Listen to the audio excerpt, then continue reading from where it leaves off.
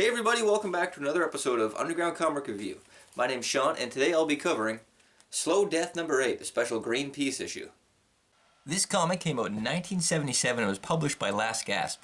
It had 2 print runs totaling at 20,000 each. This particular issue is from the first print run. The comic starts off with a striking cover by William Stout of a man protesting a seal hunt while one of the hunters, bloody bat in hand, watches onward. Also prominently on display is a Save the Whales banner on the left-hand side of the cover. The cover was definitely quite a shock when I first came upon the issue, but once you get past that you realize that it's quite a well-detailed piece of art. The inside cover features a small table of contents, a credit to the editor, Baba Ron Turney, and a beautiful undersea illustration by Greg Irons of 2 whales swimming near an old shipwreck. This foreshadows the next story, which is also done by Greg Irons and is called The Honor and Glory of Whaling. This story is amazingly well done, and you can tell that Greg Irons did a thorough job researching the history of whaling. He actually cites the books he used to research the subject.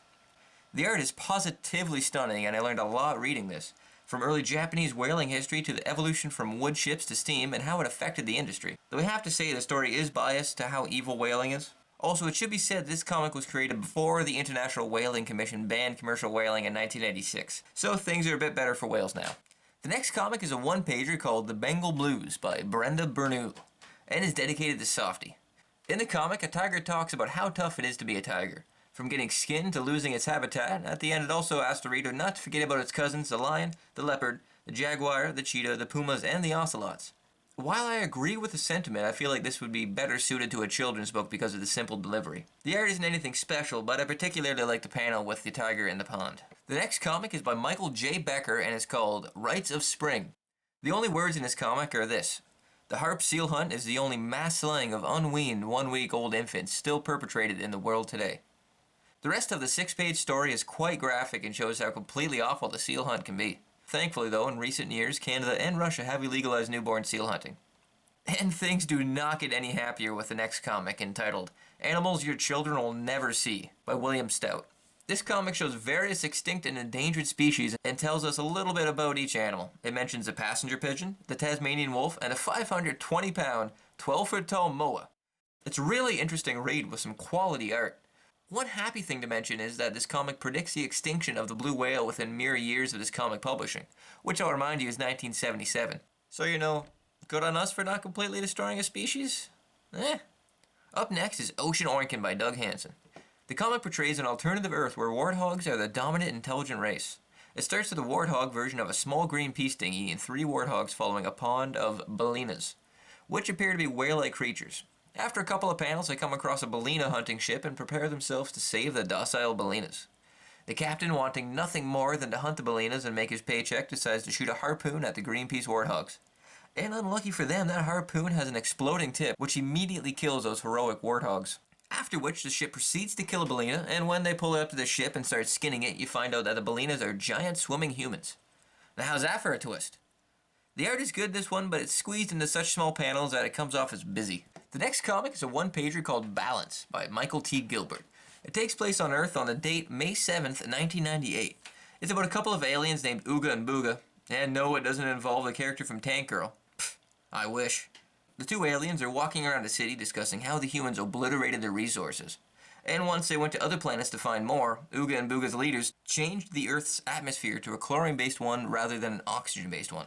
I hate the art in this one. It uses real pictures of a city for the aliens to walk through whilst the characters themselves are drawn.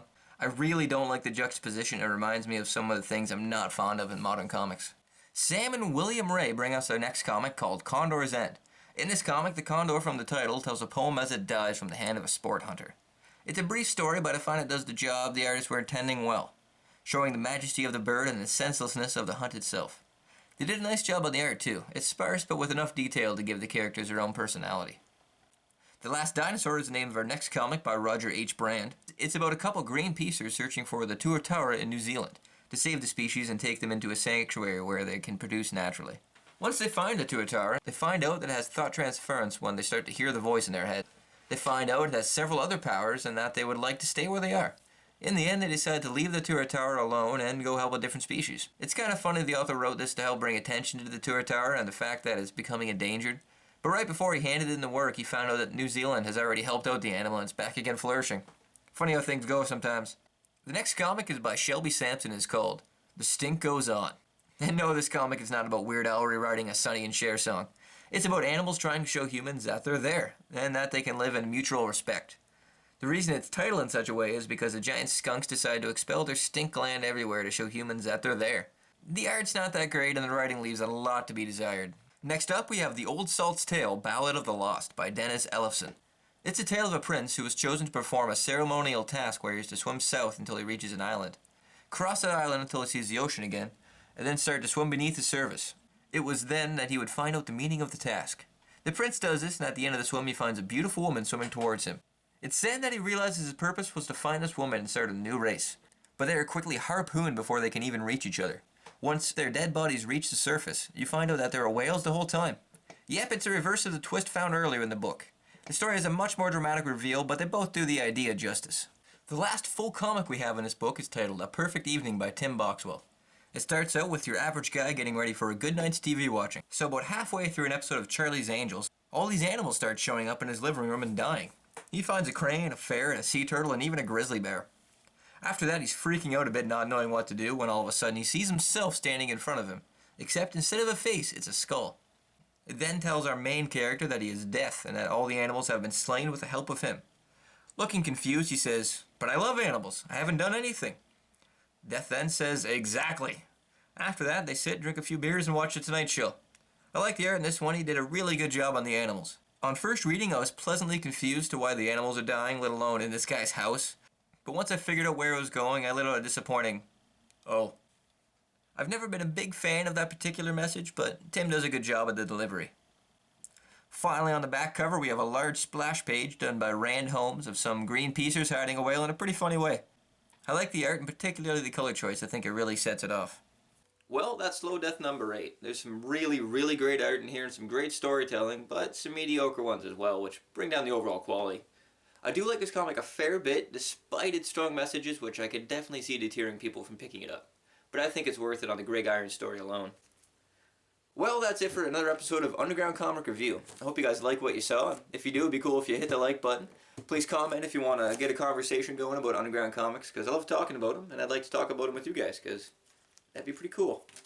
Also subscribe if you want to help out my channel and you want to keep up with some videos I'm doing. Thanks a lot, and have a good one.